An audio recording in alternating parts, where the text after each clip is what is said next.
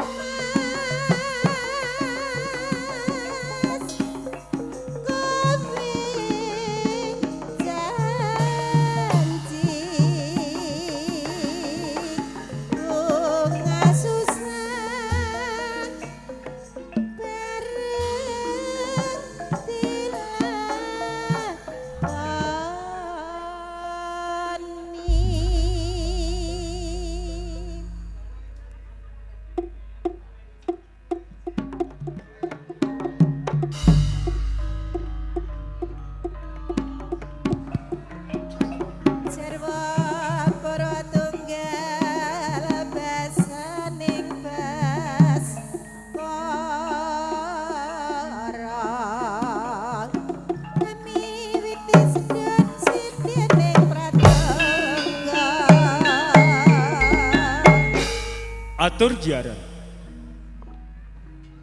Nuwun para kadang pamirsa Tresna Budaya. Kakung miwah putri ingkang kinurmatan. Ngaturi sugeng siang.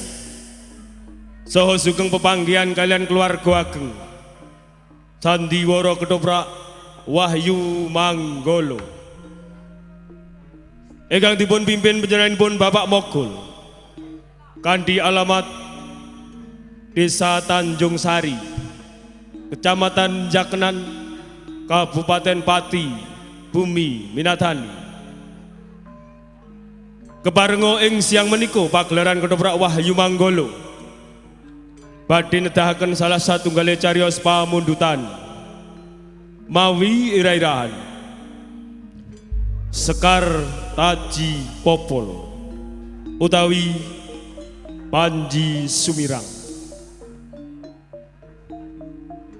Dalang sarta pendapuk ingkang dipun asto Raka Mas Anom Suharyanto,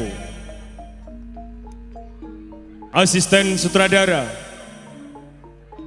ingkang dipun tindakaken Adimas Eko Pranoto, ewon dene pangeprak ingkang dipun tindakaken Bapak Suhardi, penata pakliran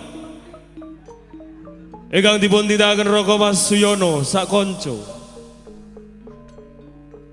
penata teknis dekorasi ingkang dipun tindakaken Bapak Sutarto Kabiyantu Adimas Didi, ewon dene Pangrengga Busono ingkang dipun tindakaken Adimas Agus Wijanarko. Pinarung Unggil Kyai Gongso Madularas ingkang dipun sesepuhi Bapak Keman Widodo kanthi panglih Swarawati utawi Pesinden ingkang dipun tindakaken Ibu Sri Murtiningsih saha Ibu Suparyana. Pranoto Gending ingkang dipun pimpin Bapak Hadi Prayitno, ewon dene Wiroswara ingkang dipun tindakaken Bapak Miranda sarto Adimas Edi Mahesa. Musik campursari ingkang dipun tindakaken Adimas Ari Sembrul, Raka Mas Edi Watono sarto Adimas Udin Galdowo. Pagelaran Ketoprak Wahyu Manggolo dipun sengkuyung kalian BM Audio ingkang dipun pangarsani Raka Mas Gentong Kawa-kawa. Ewon dene para paraga ingkang ngayi pakaryan ing siang menika adegan sepisan nggambaraken wonten Kadipaten Pudak Setegal.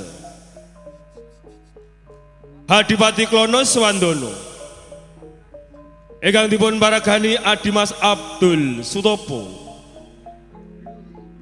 Patih Klonopati ingkang dipun paragani Adimas Abi Rojali, ewon dene prajurit ingkang dipun tindakaken Seniman Bagus Wahyu Manggolo. Kelir salebetipun wonten ing Keraton Kediri Prabu Lembu Merdadu ingkang dipun paragani Raka Mas Anom Suharyanto, garwa Prameswari ingkang dipun paragani Limas Wiwi Wulandari, Patih Jayabodro ingkang dipun paragani Bapak Ambeh Wahono, ewon dene Padukaliku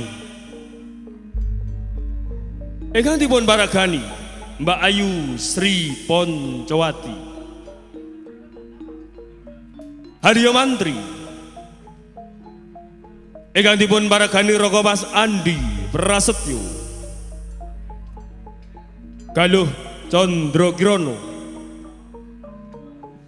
Ingkang dipun baragani Nimas Meni Widyawati. Kalau ajeng ingkang dipun baragani Nimas Dia Maharani. Ewon dene prajurit ingkang dipun tindakaken Seniman Bagus Wahyu Manggolo.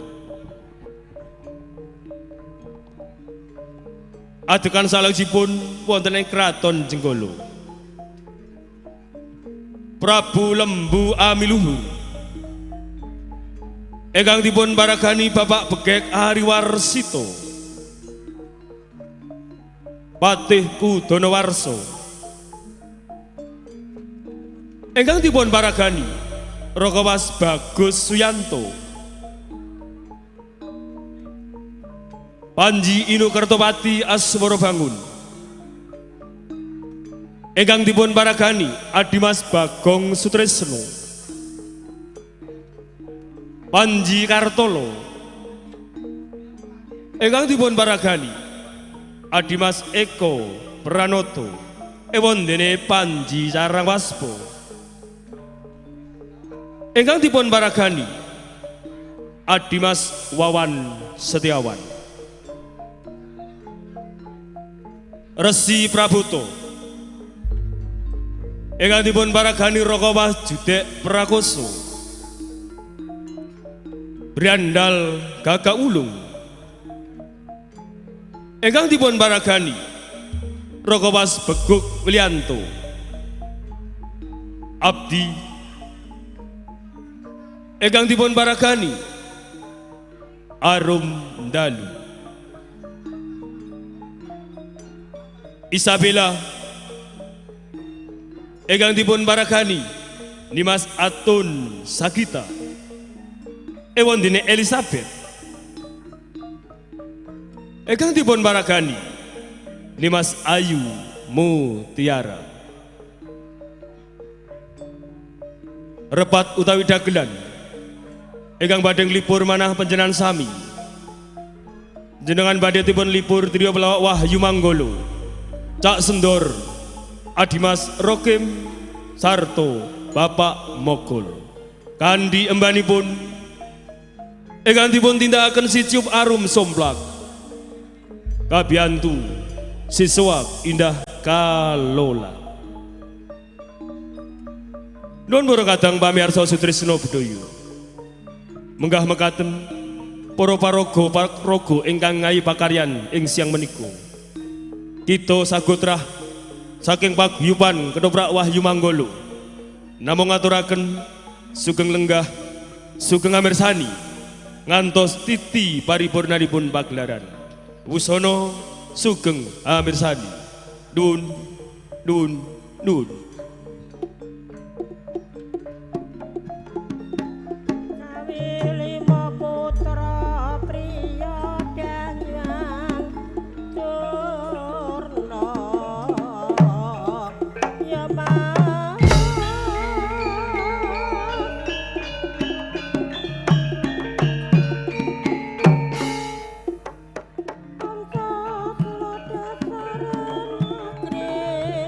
Kota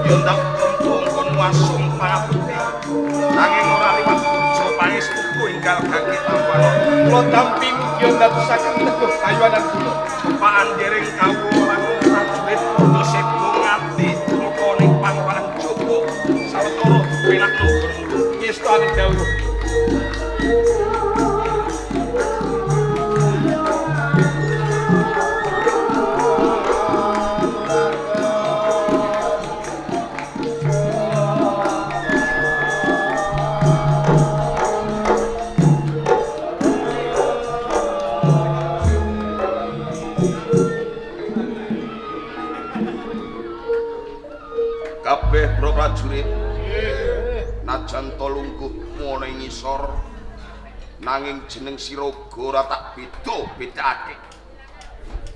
Nggonmu asung pangabekti lawan panjenengan kundak tampa. Mung wae ora liwat puja pangestu enggal gage tampana. Sanget kangge kula mundi ndadosaken jimat kula. Merga wektu dina iki panjenengan durung bisa dawuh kelawan jeneng sira. Sawetara dipenakno nggon mulungguh sinambi midhangetake apa kang dadi pangandikaku. Ngestoaken dawuh. Hali marang sira Patih Klanapati. Kanjeng Hadipati Klana Sewanda. Ning kene panjenengan kepengin mundhut pirsa lawan jeneng sira. Sakwise jeneng sira tak dawuhi kang supaya niti pirsa. Ngenani swasana ning Kadipaten Pudak Tegal. Panguripaning kawula lan katentremaning kawula sing mapan ana ing Kadipaten Pudak Tegal. Kepriye te? Kanjeng Hadipati Klana Sewanda. Kepareng matur lepat nyuwun pangapunten dalu. Iya. Nggih. Ngepasi pisuwanan agung menika kula badhe unjuk atur wonten ngarsa panjenengan sambet kalian tanggesanipun para kawula. Iya. Ingkang dados kawidak gatosanipun. Kathah kawula panjenengan utamanipun kawula ingkang mapan wonten Karang Pradesan menika kathah ingkang bobodro wonten negari sanes. Tanah wonten Pudak Tegal menika tandus boten saged dipun tanemi napa kemawon. Saengga kawula panjenengan menika saperangan bebodro wonten negari sanes pados tanpa jiwa. Nah, mila kanthi menika Kanjeng Adipati. Menawi bab menika boten enggal-enggalipun tranggulangi emangkinipun. Kula kuwatos sanget kawula panjenengan kathah ingkang nilaraken Kadipaten Pudak Setegal. Yen ngono kabeh kawula ning Kadipaten Pudak Setegal butuhake Prabya Kalamunta kaya ngono. Kaskaryaning negari ning Kadipaten Pudak Setegal. Mengko kok paringke marang kawula kabeh sing butuhake. Mergo apa? Jenenge panjenenganku pengayoman. Aja nganti blendhokake wetengku dhewe. Mung tansah ngiwakake marang kawulane. Kuwi ora becik te. Iki Mergo panjenenganku pengen nyipta negara kang adil para marto. Aja nganti ban sindhe ban siladan marang kawulaku. Mula dawuhku lan jeneng sira. Jeneng sira bisa mundhut kaskaryaning negara kanggo prabya marang kawula sing butuhake. ing mangkinipun sak bibaripun pisawanan kula badhe nyepakaken bondo arta kangge kawula ingkang betahaken kajengan Pak. Bagus. Iki nanging seje sing tak rembug. Mestine jeneng sira kaget mergo wektu dina iki dudu titiwancine pisawanan agung.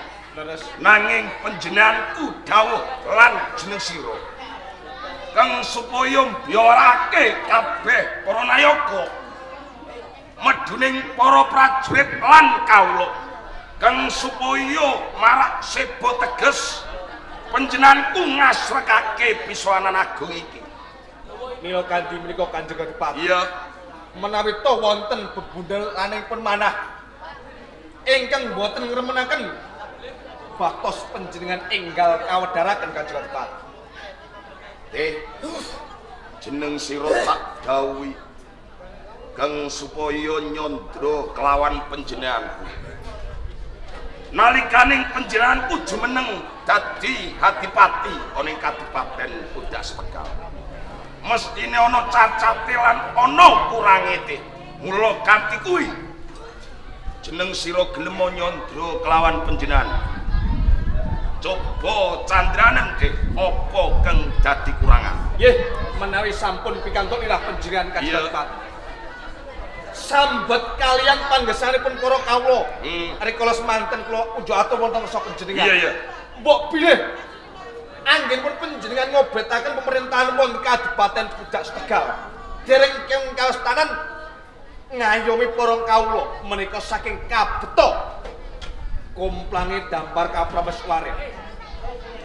Wonten bapa raja nanging dereng wonten ibu ratu. Lah mbok menawi kemawon sasampunipun panjenengan mengku satunggalipun wanita minangka garwa prameswari kangge empat-empating praja ing mangkinipun Pudak Setegal katon kuncara saengga panggesanipun para kawula katon makmur Kanjeng Adipati.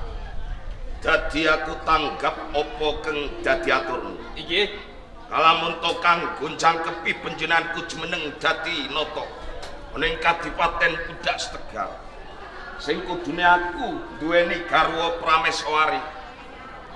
Merga ana ing Kadipaten Pudak Setegal kuwi wis duweni bapa raja nanging dereng gadhahi ibu ratu. leres. Minangka ibu-ibuning kawula ning Kadipaten Pudak Setegal kaya ngono. Inggih Kanjeng Adipati.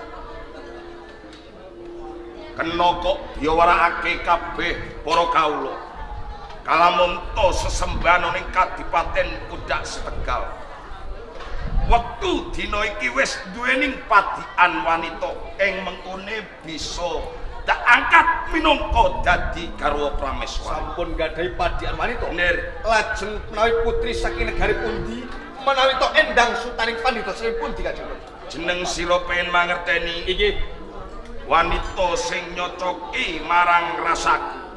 Ora ana liya mung Galuh Candra Kirana, putri saka kraton Kediri. Galuh Candra Kirana. Iya. Nuwun sewu. Piye? Menawi pakabaran ingkang kula tampi bilih Galuh Candra Kirana menika sampun kapacanganaken Satrio saking negari Jenggala ingkang nami Panji Inu Kertopati Kanjeng Pati. Jeneng tembungan pacangan Iki to calon kuwi ana loro te. Calon dadi lan calon wurung. Najan to wektu dina iki Galuh Candrakirana wis dadi pacangane Inu Kertopati. Durung kinaruan ing besuking nganti kukuting jagat dhewekne bisa andarbeni sak putuhe. Mula ana tetembungane wong lanang ora kondang kalamuntuk durung bisa ngrebut ayuning liyan. lajeng kersa panjenengan Mula kanthi kuwi panjenenganku dawuh lan jeneng sira ngirita bergadaning prajurit Prabiyaga rampen kanggo penglamar. Budal ning Kediri lamaran Galuh Candrakirana. kados sekalen Ya, awujud dawuh panjenengan paestu panjenengan indahake. Madrid, sepuluh berapa? Jurit derek nih.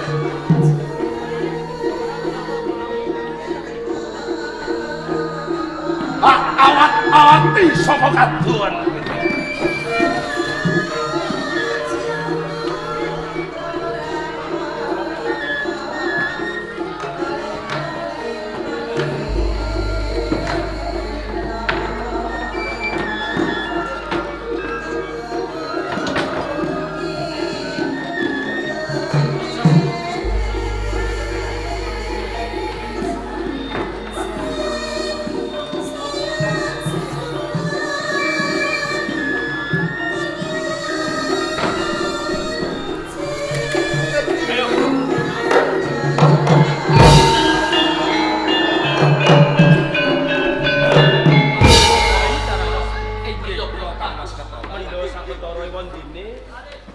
Sliramu lan pun kakang iki bakal bali ana ing Jenggala dumadakan. Kesaru ana peranganipun prajurit. Mula saka kuwi pun kakang njaluk lawan sliramu, Yali. Siaga sing ati-ati. Ngestokaken dawuh. sedulur Endi? tambuh ngono ora nanging lagi sepisan iki aku ketemu lan kowe. Sapa kang dadi aranmu?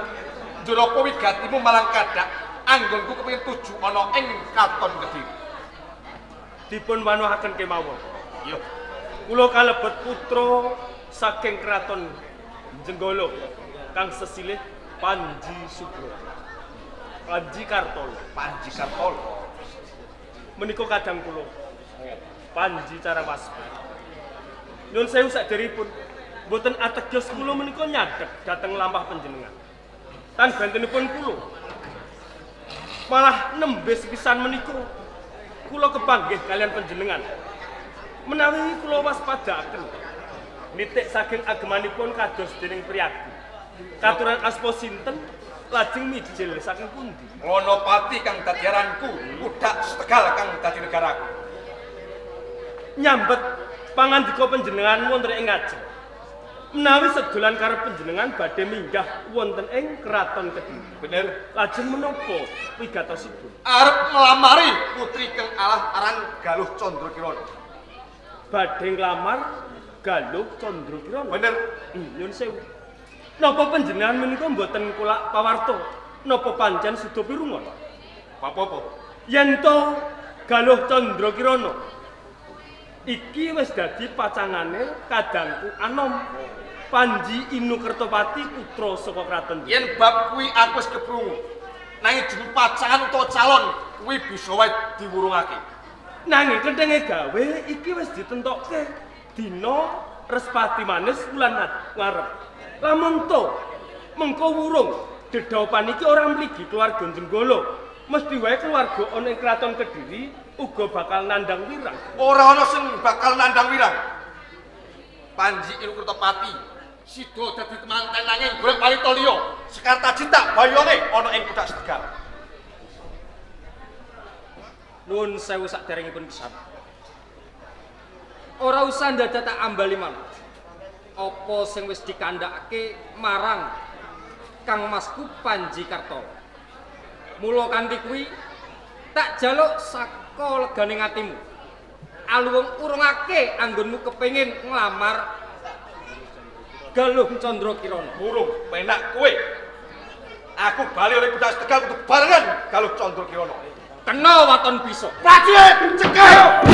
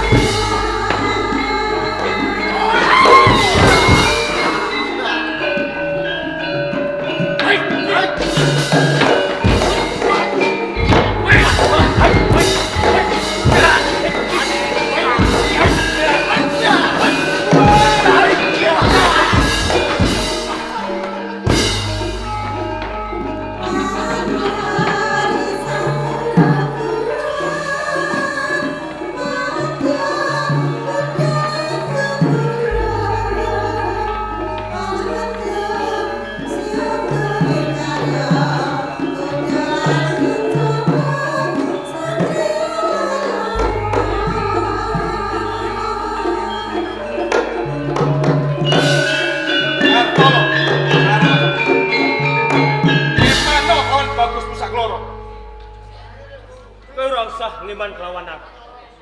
Kudune sing kandha ngono iki aku. Mergo patrap lan tumindakmu sing saya ndodro. Mergo kabeh mau ora gelem menduk sak temah perangane prajurit-prajurit saka Kadipaten Budak Setegal. Kaes padha mati mergo nuruti apa sing dadi kekarepanmu. Nanging kabeh mau wis dadi sumbang ati. Tinimbang bali oleh Budak Setegal ora bebanan karo Candra Kirana.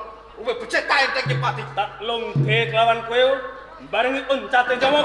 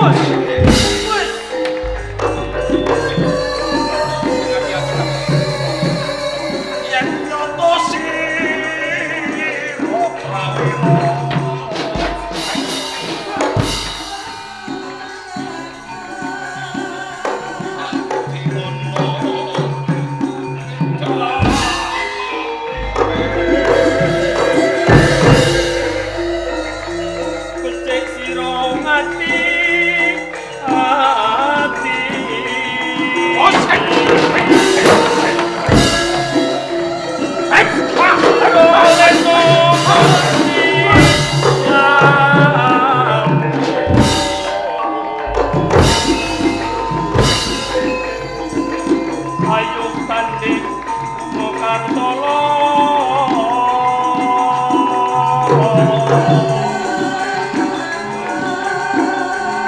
Aku uga senopati. Rasa kebujuane pengarban suatu. Yen maaf.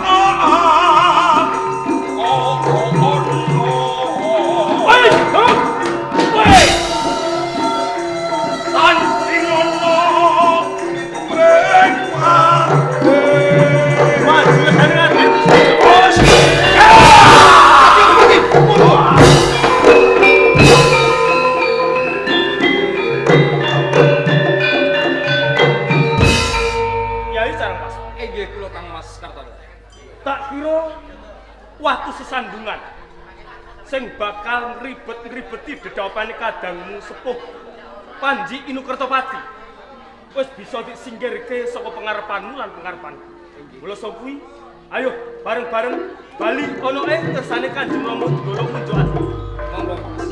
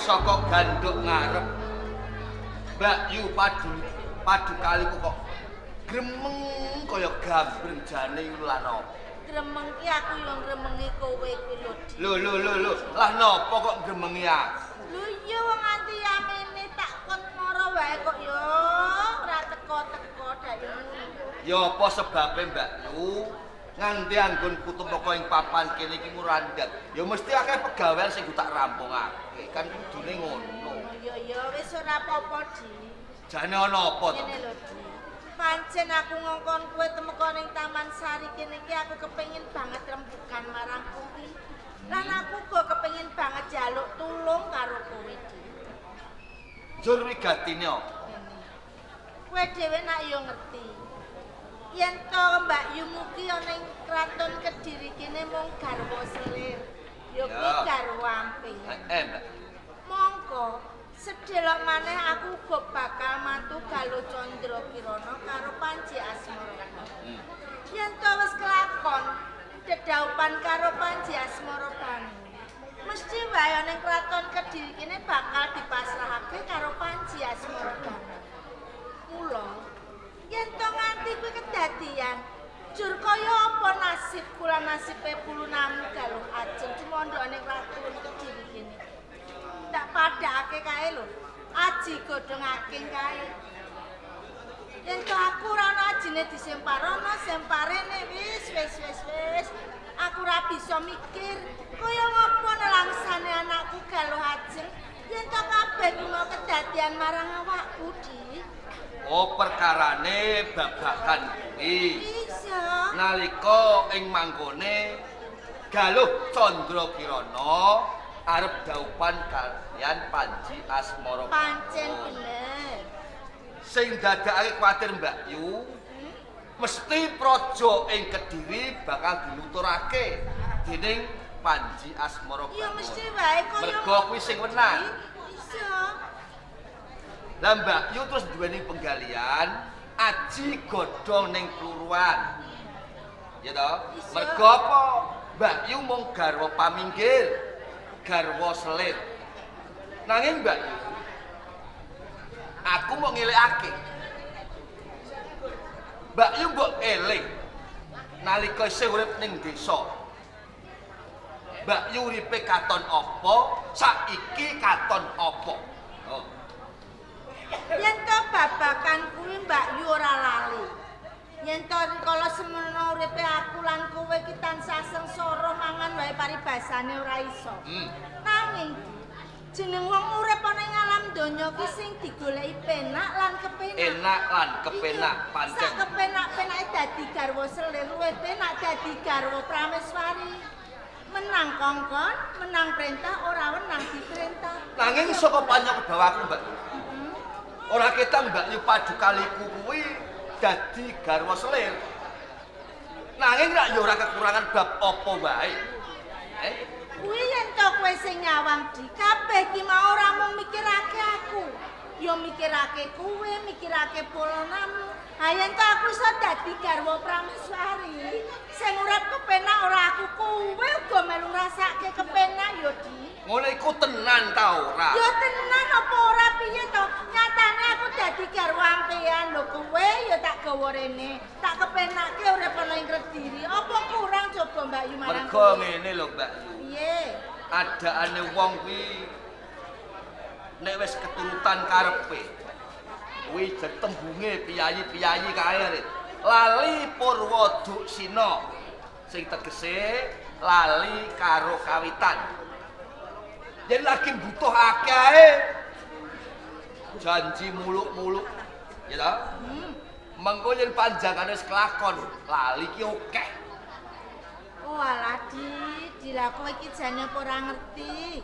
Yen to Mbak Yu ki tresnani kowe kuwi lair batin ya Di, yen to Mbak Yu urip penak mesti kowe melu penak, aku ora bakal ngapusi marang kowe ya Di.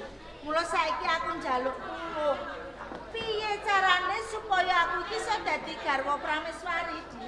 Ya, Mbak Yu, ora ketang dikaya ngapa wong kowe sedulur putu wong. Upama Mbak Yu ngrasake kepenak, aku ya melu ngrasakake. Ya.